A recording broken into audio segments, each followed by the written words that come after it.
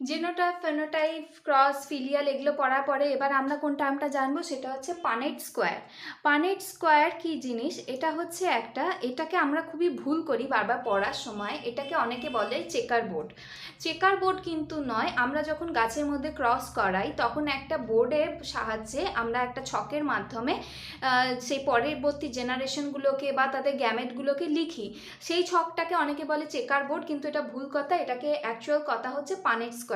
যিনি বিজ্ঞানী নাম ছিলেন ওনার নাম অনুসারে এটাকে করা হয়েছে, পানেটের নাম অনুসারে। ধরো দুটো গাছের, এটা একটি ক্যাপিটাল টি আরেকটি হচ্ছে স্মল টি, অর্থাৎ এরা হচ্ছে আমাদের গ্যামেট।